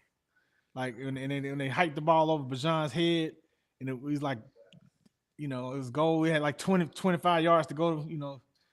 Penix came through, man. Yeah. Came through. Yeah, man. Yeah. Well, look, man, we've been on about 1 hour and 10. Y'all want to continue? Y'all want to talk about something else, or y'all want to go and wrap this up? Yeah, nah, man. Hey, man, you know, I can go, you know, as long as y'all want to talk. If y'all want to wrap it up for the night, man, let everybody get them some rest. We can, you know, but, you know, what you finna say, B Rich? Dukes, you a Hawks fan? Hell yeah. Yeah, of course. Hey, man, talk about the Hawks, man. Like, this past week, they really been showing out, man. And another thing I want to say is this. The same thing I said about Terrell. Hey, man, Jalen Johnson is proven to deserve the contract that he's gotten because he's you know, last year you weren't expecting or not. He was doing it, but he's the go-to. Like, he's second option on the team scoring, and he's putting up numbers, y'all. He ain't gonna do nothing to get better. I love Johnson, but even more than that, I was a guy who, so I went to Auburn, and DeAndre Hunter broke my heart in the Final Four years ago, right? The year they won a national championship, DeAndre Hunter got the label as a winner because of what he did to Auburn en route to win a natty. He's finally showed up, bro. Like, DeAndre Hunter is the leading candidate for the sixth man of the year, bro. Yes, he's leading every bench player in scoring, bro. Every bench player. Hey, man, and so, like, I mean, as a Falcons fan, man, shout out to Ticket Jerry, man. We go back and forth, and I always tell Jerry, and I tell Jerry, I'm like, bro, when the Falcons get good, that, like, Jerry owe me a favor, and I say, bro, when the Falcons get good, I want my favor. I am this close to asking for my favor now, not the Falcons, the Hawks, because I want the Hawks balling, bro. I almost got to go see Ant-Man, but I waited. Now the Hawks balling, man, and Dyson Daniels is so underrated, bro. When you talk about, yeah, I love his game, bro. Hey, that trade now. Hey, the trade looking a lot better for us. The trade looking like we won that trade, and we were upset. We were upset, and we got when they first got rid of. It seemed like we stole, looking like a bandit. Came out there looking like a bandit. Now we got 2 first-round picks and a ball player. And I will say that I'm really liking Larry Nance Jr.'s play as of late. He's busting them threes. They need to find him more minutes, man. I know Big O was hurt and he got a chance to come play, but man, they need to figure out how to get Big O and Larry Nance to coincide with each other, because Larry Nance is the truth. Maybe they saving him for the playoffs. I don't know, but he hitting some key shots, man. And he just a little older with a young team. That's all. Yeah. And shout out to Gary Bird. They be calling him that on the Hawks Network. He been hitting them threes. Man. Like, man, I got one for y'all though. Go ahead. How y'all felt about Colorado losing a bowl game? Oh man, like that kind of stung. I'm a big Deion Sanders guy. Since we drafted him out of Florida State, I was always been a fan. I was pulling for him, and I saw, man, like before the game, they interviewed him. He got choked up, man. He was about to cry. I think he did, man. Like, it showed how much passion he has. I hate that happened, man. But I know one thing: he'll have him ready next year. Ooh, he'll have him ready. What you think, Trey?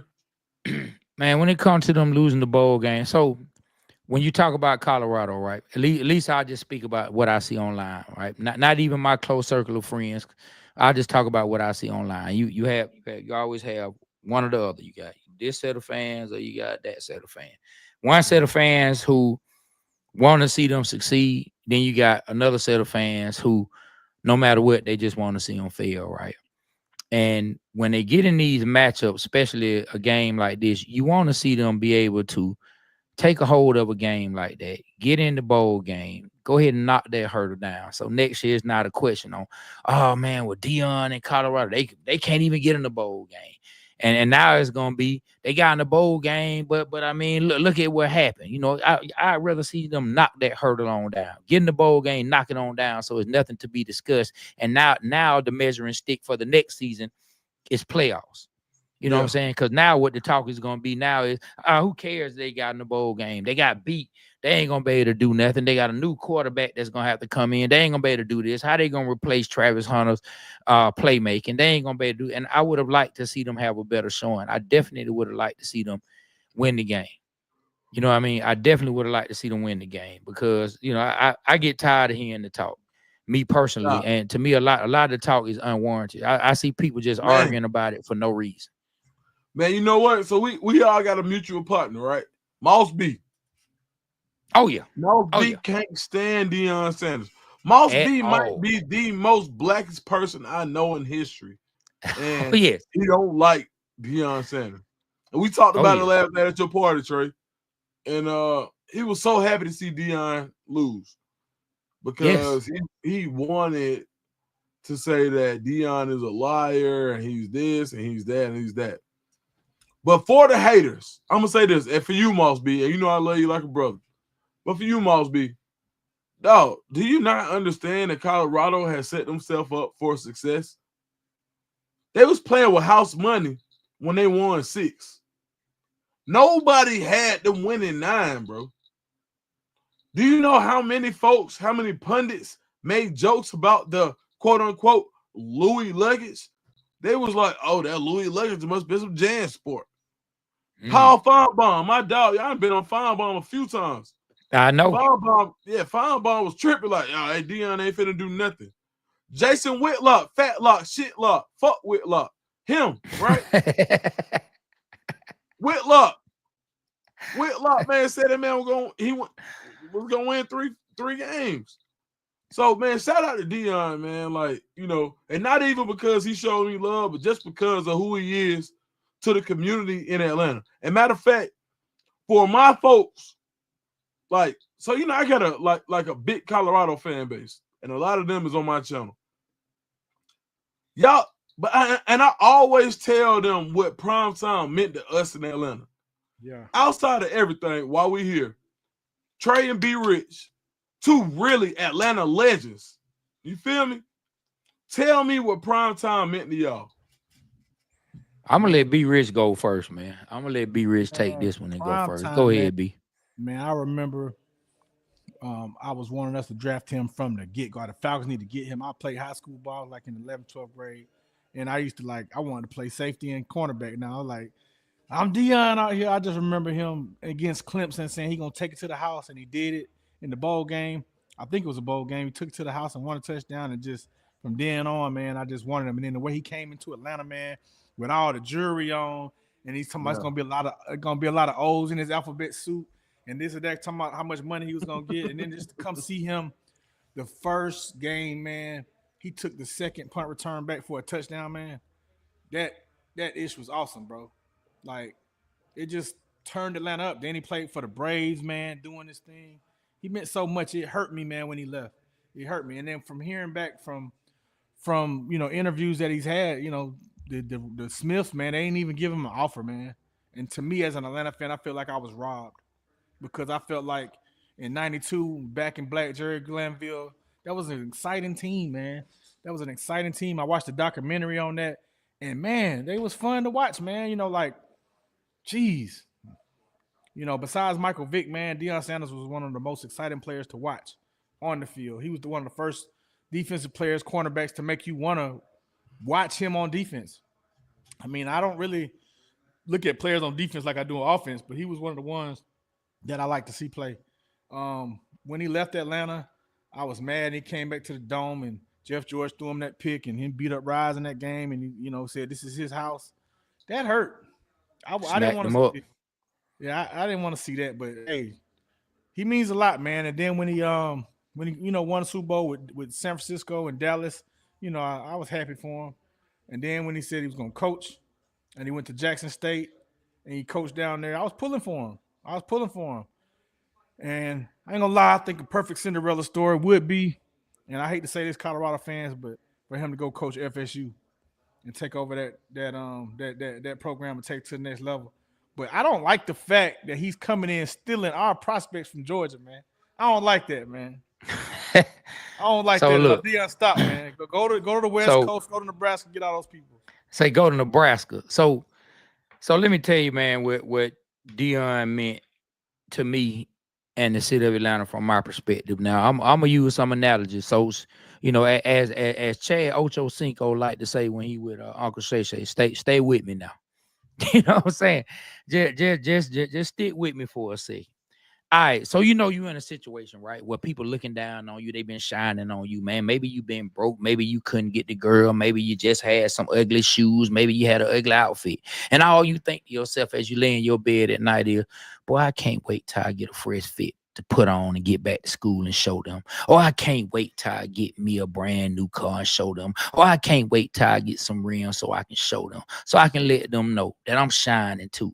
Well, for us, man, Deion was like that for us. Deion was like a fresh fit on the first day of school for the city of Atlanta. He gave us relevancy. He made us walk into school, and for the first time in the school of the NFL, people turned around and said, well, damn. Where that nigga get that outfit from? You know what I'm saying? For the first time, having a Deion Sanders made the women turn and say, well, damn, where he get that car from? Deion made the rest of the league finally pay attention to the great city of Atlanta. Even when we had a run where we went to the playoffs, and hey, they were far and few in between, right? But even the times we did it, Atlanta and the Falcons still didn't have any relevancy whatsoever. But in the NFC West, but NFC West making us fly all the way over there to play the darn 49ers like some darn fools. But let me tell you, when Deion came, finally, when he ran that darn punt return back for a touchdown, from that point on, people still say, well, damn, where they get him from? I mean, you know what I'm saying? They knew about Deion, but follow with me on the analogy. Deion gave us relevancy. He made people finally pay attention to the Falcons. And even though the Falcons have struggled years after Deion had to get back right, that was the first time that people actually talked about the Falcons like they were a real NFL team. That was the first time like they spoke about the Atlanta Falcons like they were a real team that you could even discuss without getting a bad taste in your mouth. The only pro team that's born, raised, started, and founded in the city of Atlanta, did not move from another city, came right here, was born in Atlanta. The Atlanta Falcons. Deion made people pay attention to the Atlanta Falcons. You know what I'm saying? Hey, that fresh fit on the first day of school. Y'all gonna know my name when I walk up in here today. Deion gave us that in the NFL. Man, Trey, but you went crazy. Go ahead, be rich. Hey man, a little bit about the Water Boys, man. We got this segment called the Sports Bars, man. I want to play y'all one of those so y'all kind of get a feel for our content. That's something that Trey does. He kind of like Ron. He's a rapper. I used to manage him, and he kind of like he's a creator, and he kind of put that into our podcast. Let me play y'all one that he did against I say Alabama. All you Alabama fans, I'm gonna play this, and all you UJ Bulldog fans, I think you're gonna love this. There was an elephant who was a killer that fought a dog as tough as they come. Let me tell y'all about the day the Georgia Bulldogs finally won. Yeah. The season was 21, and our defense was a beast. Jordan Davis and them boys were knocking QBs out of their cleats. I'm talking boom, bam, bow! Like Batman in his prime. Stop them dogs in the red and black. You out of your Mickey Ficky mind. The whole jungle came to witness who the champ was gonna be. Can Kirby Smart ever be Saban? Is all the posts that I would see. The first half, the score was low. 9-6, it had me stressed. I was taking shots of that to get that anxiety off my chest. I mean, the dogs were kind of shaky, especially when Stetson fumbled. Then all of a sudden, you heard the drums in heaven rumble. Touchdown after touchdown. The Lord was shining on them boys. Yeah. When Ringo made that pick six, you heard the whole state make noise. So that elephant, who was a killer, lost to that dog as tough as they come. One of the greatest days in Georgia history, the day them Bulldogs finally won. Yeah, man. Hey, man. So we call sports bars that if you go to our Instagram and Facebook and TikTok, we put that out. It's content that we do. Very creative, man. So shouts out to Trey, shouts out to us, the Water Boys, shouts out to Pete Dukes, man. Yeah. So if you ever want the content, some good content, man, check our page out, man. Yeah, man. Yeah, boy, you done switched it up again, ain't you, boy? Through the College Park. I had to get my one from Atlantic brand. College Park, man. They do it in every hood. Every hood in Atlanta, they do it. And wherever you from, they do it, man. Make sure you check out the Atlantic brand for sure. And Trey, man, let me tell you something. What's up? Trey. One of the most talented people I've ever met in my life. Am I right, B Rich? For sure. Trey, I appreciate it. Talking about Trey, dog. Yeah, man. If y'all don't know it, today is his birthday. He just turned his birthday. Just 12 o'clock tonight, man. His birthday just hit, man. He had a good birthday party last night. I went to it. Mm-hmm. You there? Yeah, I came. Okay, I must have missed you. Yeah, you did. Yeah, man, it was amazing birthday party, man. Really enjoyed it, man. And shouts out to you, Trey, man. Been a part of my life for a long time now, man. So let's keep continuing this tradition, man. And Dukes, man, like definitely want to be a part of what you got going on. Really, Man, really like listen, man, like being around y'all, like even when I said it, like it's like a dream come true for me, right? We always knew each other, we always worked, and y'all know like my line of work, like outside of being in the media. So being able to do this, like really provides me a really big, like I don't know, man. It's like a boost, man. So thank y'all, man. Like these two of my heroes on everything. So for everybody who know the Colorado fans that's on here, anybody who like these two of my heroes, bro, like Be Rich and Playboy Trey, like Playboy Trey let me get on a song with him when nobody knew me, bro. I promise.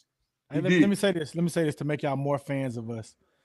I moved to Denver in the 5th grade, and I was out there to the 9th. I went to Samuel Elementary School, I went to Cole Middle School, and I went to TJ. And TJ was the shit when I played football. We had Tony Carr scoring touchdowns. We was doing our thing, man. So shouts out to Denver. I lived out there. I lived across the street from Cherry Creek High School. I don't know why I didn't go to Cherry Creek High School. I ended up going to TJ. And I live right there in the Denver Tech Center. So if y'all familiar with that, man, I lived over there. So that's another reason for y'all to follow the Waterboy Show, because hey, I know what it's like to be living in Denver and going through all of that, man. It's very, very clean city, very, very nice city. It snows a lot and the air is thin, so I love it. Yeah. That thing there ain't no joke, bro. Like, listen, you know, when I went out there, I got my 40-year-old hip. So when I met y'all, I was still in shape. Like looking like like I used to look, hey, I got my 40-year-old hip. Now, when I was out there in Denver, bro, in Colorado at Boulder, boy, stop, man, that air so thin, bro, you be gasping for like, come on, I need more. Nah, you're right, man. Yeah, man. Yeah, dog. I appreciate the kind words, my brother. I appreciate it, man. You know. Y'all brothers, man, for sure. Nah, man, oh, go ahead.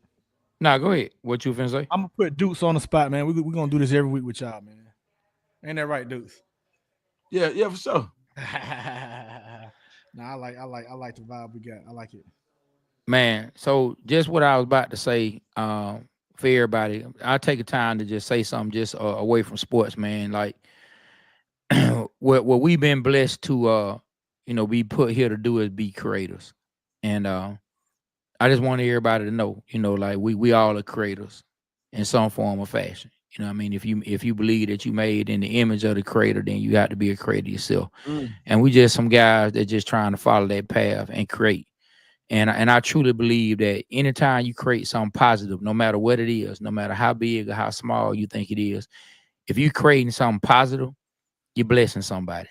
And that's the whole point of creating. And that's what we all are doing. And Dukes has been very instrumental in keeping my head exactly where it need to be in this particular space. Like we had talks that be real deep. And he met my wife for the first time last night. And when he said his name, you saw the reaction that my wife gave. So that lets you know that your name ring bells around this household.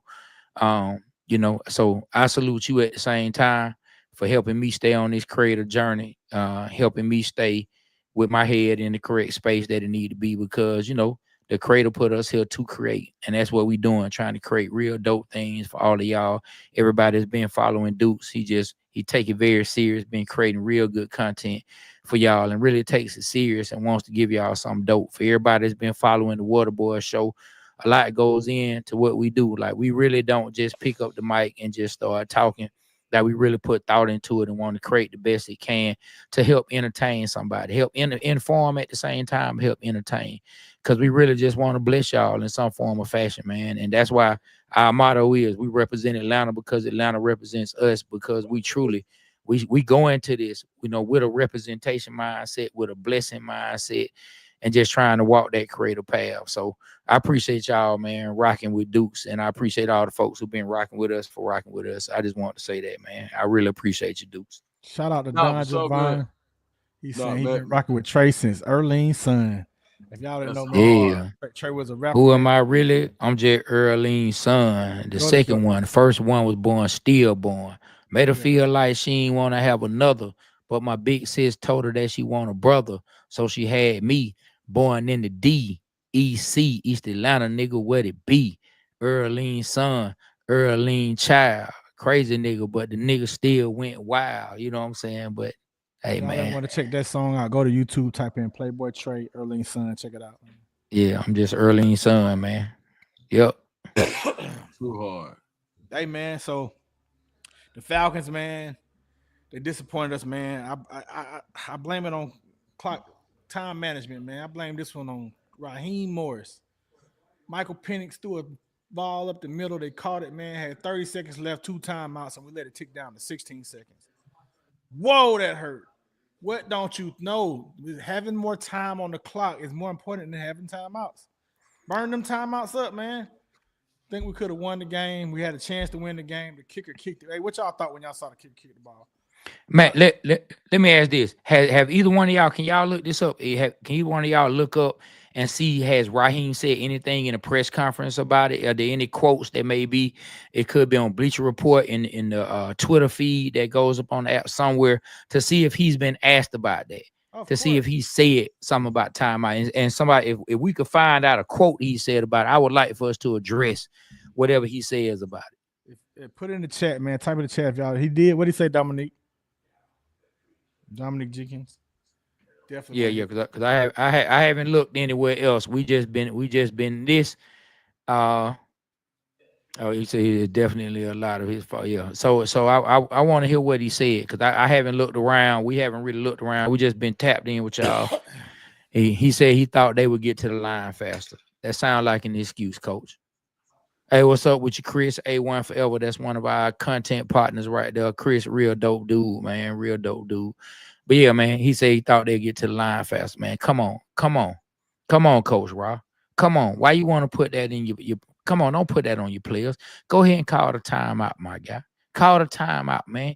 Get them right, man. You got a first-time play caller, man. Like time ticking, dog. Time is of the essence, man. Every second counts.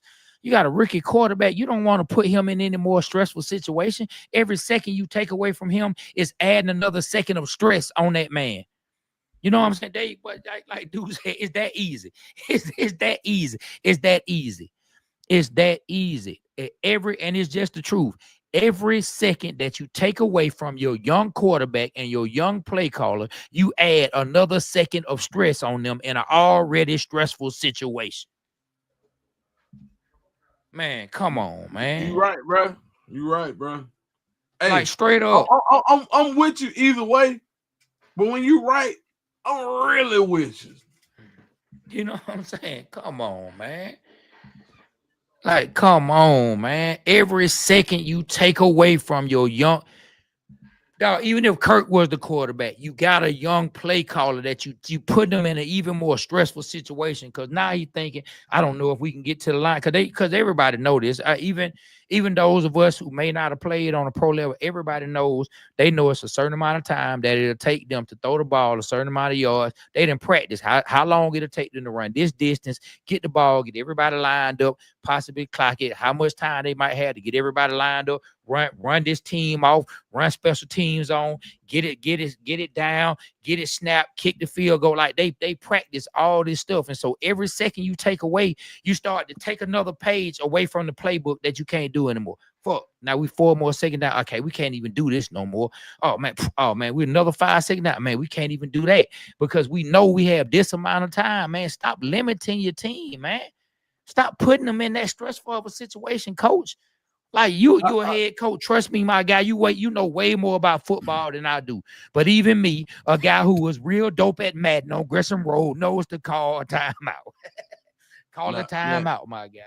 Man, now for real, like, man, I like Raheem, and I'm gonna put y'all on one. Like, folks don't know, like, so y'all know Scream, right? DJ Scream. Yeah. Like Raheem related to his wife. Oh wow. Yeah, like that's so that's like family. Like, so I be very careful of what I say.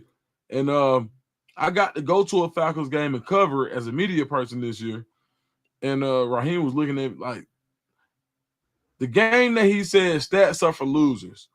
And he was looking at me and I was looking at him. You ever see that that meme where the dude looking at Diddy and Diddy looking at the dude? Not to say either what us did, but you like, what the hell you just say?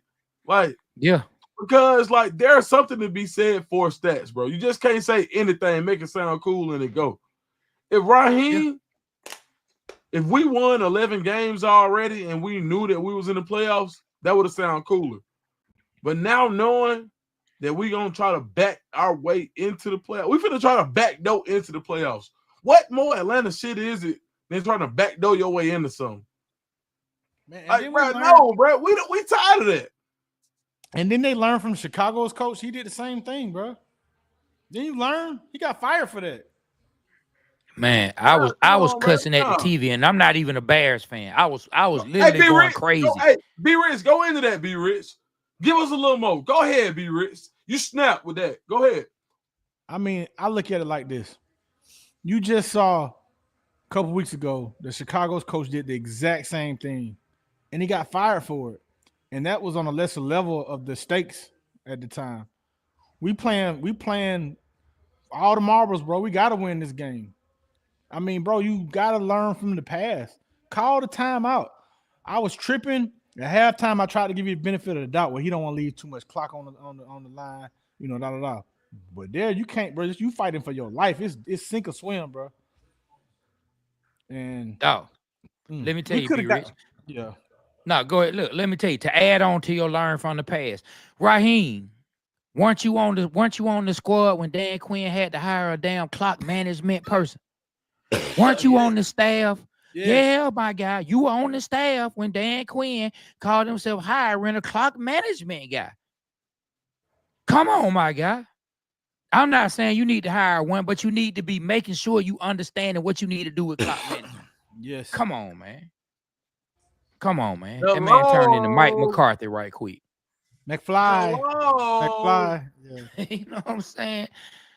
Man, like, come on, dog. Come on, man. Like, I'm sitting there and I'm like, call the time. My wife saying, call the time out, dude. Throw in the damn towel. Throw the damn towel. You know what I'm saying? Throw it, man. Yeah. Man, if you have the towel, man, please throw it out. Why the hell is you sitting here trying to hold on to these timeouts? Before we slide, man, I gotta ask y'all like real quick.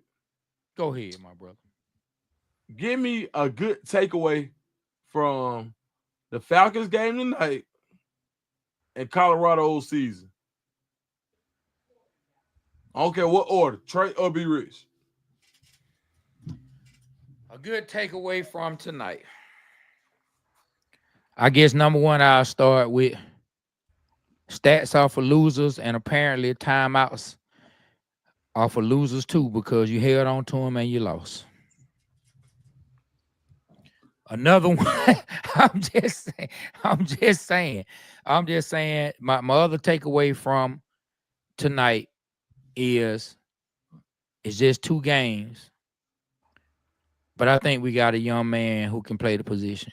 I think we got a young man who has a good head on his shoulder. He's been through a lot of adversities, 2 severe knee injuries, anything in life where it seems like your dream has almost been snatched away and you had to fight and claw your way back to it. And then you realized it. You're going to approach it. You're going to clock in to work with a little more urgency on getting the job done the correct way. Because you know at any moment, somebody can snatch it away from you. So I think we got us a player that at least mentally,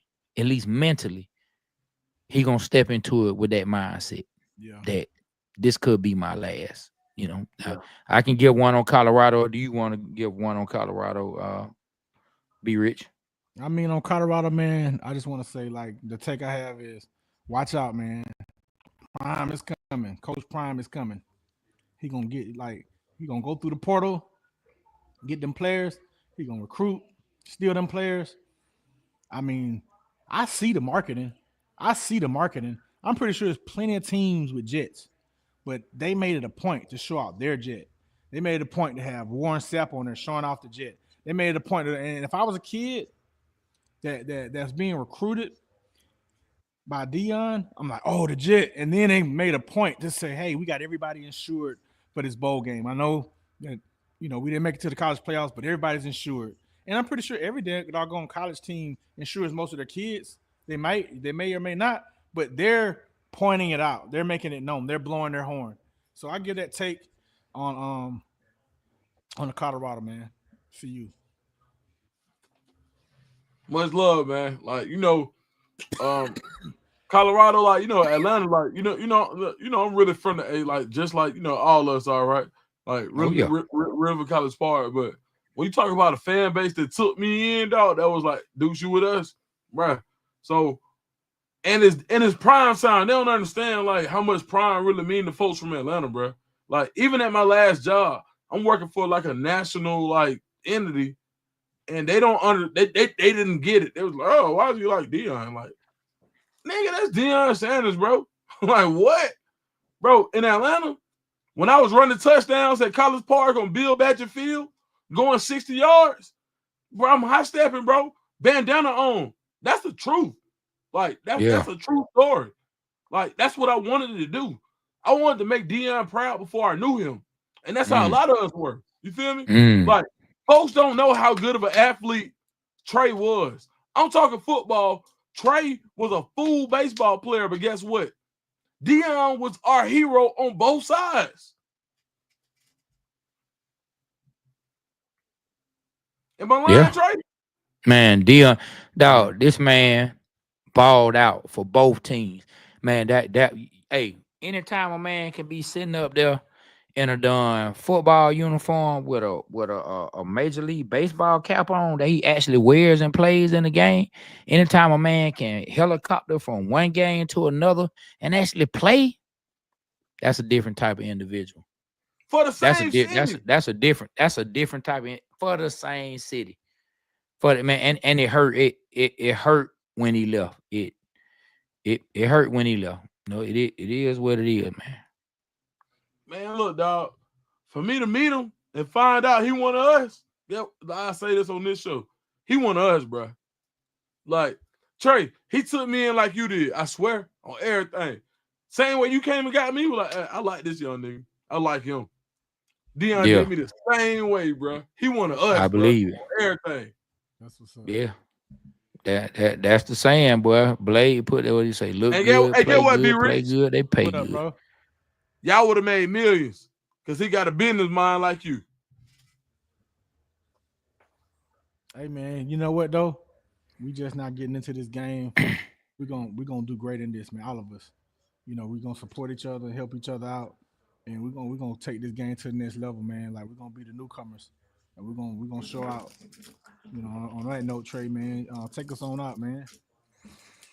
Man, well, hey, man. Hey, I just want to say to everybody out there, man, once again, I'm feeling great because it's my birthday. And I just want to say to you, hey, man, when you get the opportunity, man, thank God for living another day. Tell somebody you love that you love them. Hug somebody you love.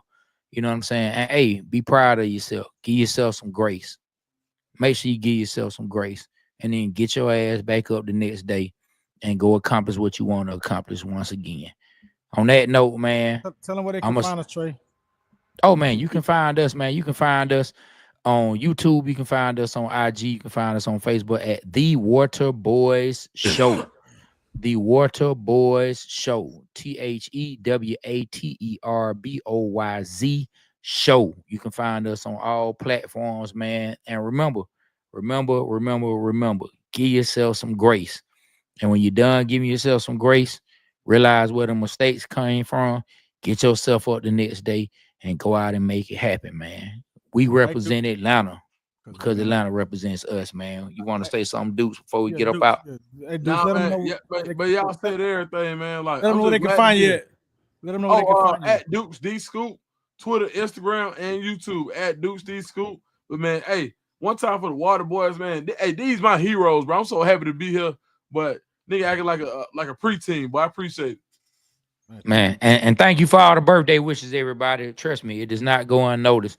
I appreciate it, man. Appreciate that, Chris. Chris say, find your peace today. What I always say. That is what he always said, man.